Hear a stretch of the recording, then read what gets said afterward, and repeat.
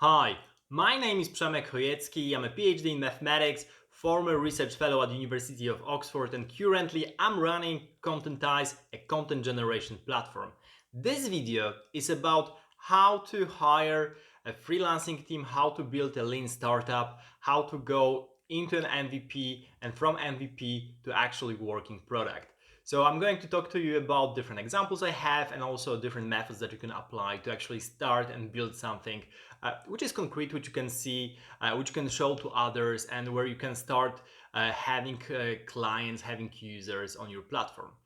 So the first thing is you need to think through what you're going to do. You need to answer a couple of questions like what it is that you're going to build and who are you building that for. So at first, that might be not clear. It's perfectly fine if you have a vague idea who might use your product.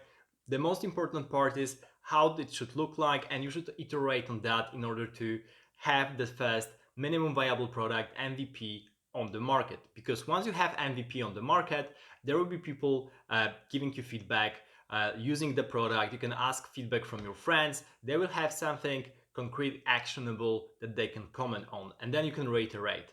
So basically, with Contentize, I started building the MVP already in January 2020, and together with my friend, we had a first MVP in March 2020, and only then we started to really tweaking the whole thing because that was super imperfect. We needed to add a lot of design, UX design also, in order to rethink how users interact with the whole platform. Uh, and then that took us 3 months and a couple of freelancers along the way to help us get to the stage where you have the platform that you can test on contentize.com, which is still growing. So the crucial thing here was that I've planned every step, and I try to separate each step, like UX, UI, what goes into backend, what goes into front end, what goes into machine learning, software engineering, and so on. So you have those different tasks, and then when you divide all those tasks into like very simple steps, then you can actually start hiring freelancers on platforms like Upwork or Fiverr. And it's becoming really manageable because once you have every step written down, then basically it's really putting out your offering on the web, also thinking about the pricing that you apply, but then it really, you just get a couple of beats maybe up and down in price of what you posted originally. But this is the perfect way to start to actually build your lean team. And then once you start hiring the first people, then you notice that you working with some of them is really great and you want to continue the work. So this is what I did. I had a couple of freelancers who stayed with me for half a year now and who are still helping me along the way with Contentize. And I really liked it because this way I could build a really lean team in the beginning. I could get to know someone without making a huge investment, whether that will pan out or not.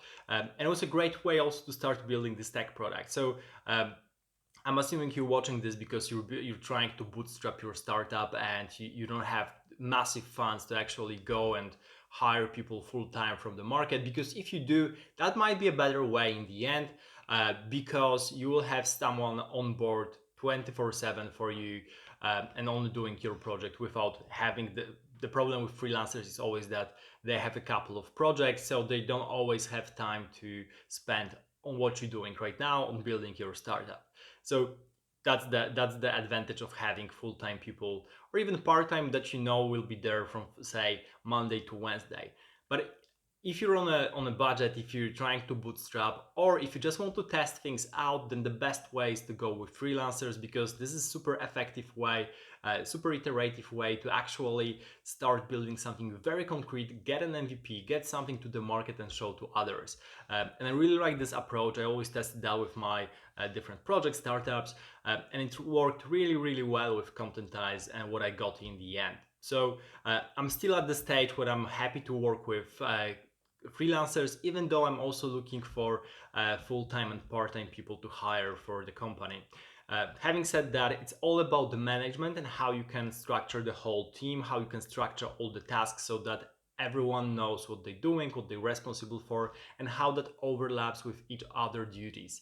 So it's really important to actually write everything down. I'm currently using Airtable to have multiple spreadsheets get together, and I can track what each person is doing, what tasks are out there that needs to be done, and I need to hire people for them, what I have to do, and I have all that together in a like large spreadsheet, and then like also smaller spreadsheets in Airtable, which help me to track everything. And I really like this approach because it's something like Microsoft Excel on steroids, where you have those different tables, but you can link between them, you can do some kind of automation work, so it's really useful. It's really also not complicated. You can start pretty easily, as it were, just a usual spreadsheet, and then add those different things. So I truly recommend that.